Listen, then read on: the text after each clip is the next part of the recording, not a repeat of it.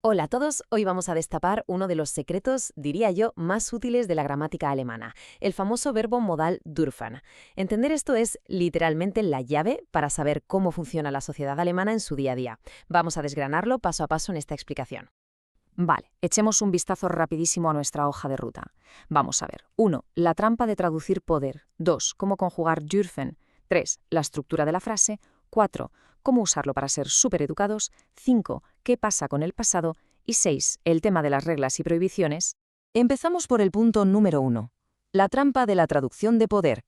A ver, hay una frustración súper común cuando hablamos español e intentamos traducir el verbo poder. ¿Por qué?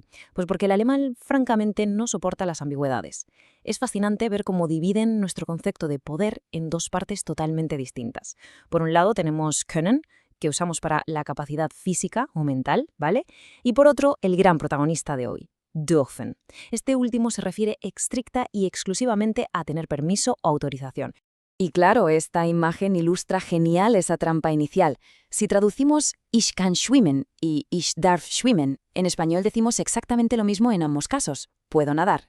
Pero ojo, el contexto es como la noche y el día. Ich kann schwimmen significa que sabes flotar, que has aprendido a nadar y tienes esa habilidad. Sin embargo, Ich darf schwimmen nos dice que alguien te ha dado luz verde, que tienes autorización expresa para meterte en el agua en ese sitio en concreto. La traducción es idéntica, sí, pero el significado de fondo es radicalmente distinto. Pasamos al punto 2. Conjugar dürfen. Bueno, para construir una base sólida hay un detalle que salta a la vista enseguida en esta tabla. Fijaos en el cambio de vocal en singular. Pasamos de esa U con diéresis del infinitivo a una A rotunda en las tres primeras personas. Ich darf, du darfst, sie es darf. Un apunte absolutamente crucial aquí. La primera y la tercera persona del singular son idénticas. Cero terminaciones, nada de nada. Y luego en el plural, pues todo vuelve a la normalidad. La vocal original regresa sin problema. Wir dürfen, ihr dürft, sie y sie dürfen. Un patrón que una vez lo ves es súper sistemático.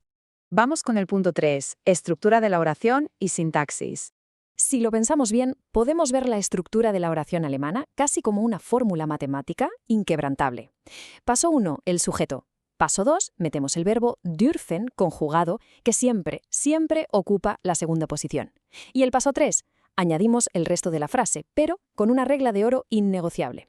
El verbo principal en infinitivo sale volando directamente al final de la oración. Vamos a ver cómo encajan las piezas del puzzle.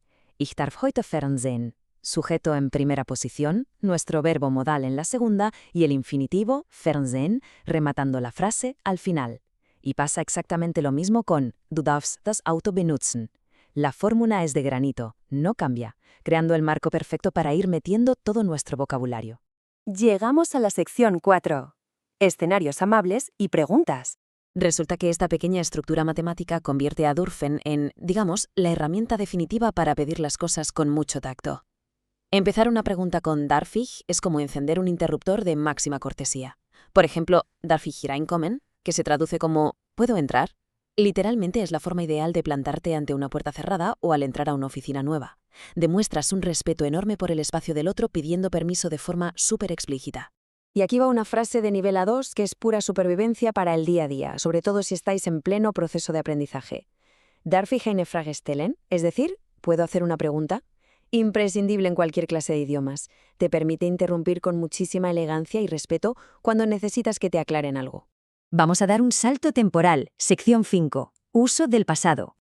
Ahora, es súper curioso ver la diferencia estructural entre el pretéritum y el perfect cuando hablamos de permisos que ya pasaron. El pretéritum es comodísimo, muy directo. Ich durfte bleiben, que viene a ser pude quedarme o tenía permiso para quedarme. Por el contrario, el perfect requiere montar una estructura más aparatosa, con un verbo auxiliar y luego dos infinitivos al final del todo. Ich habe nicht kommen dürfen, no he podido venir. En el fondo, son dos herramientas distintas para contar exactamente lo mismo, si teníamos luz verde o no en el pasado. Y por fin, la sección 6. Reglas cotidianas y prohibiciones. Vale, el quid de la cuestión aquí es cómo cambia absolutamente toda la película al meter una simple palabra negativa. Al ponerle nicht delante a dürfen, olvidaos de que sea solo no tener permiso. No. Se convierte automáticamente en una prohibición en toda regla. Nicht dürfen es literalmente etwas ist verboten, o sea, algo está prohibido, sin discusión. Y así es como nos enteramos de las normas de convivencia ahí fuera en el mundo real. Du darfst hier nicht rauchen. No puedes fumar aquí. Punto. Está prohibido.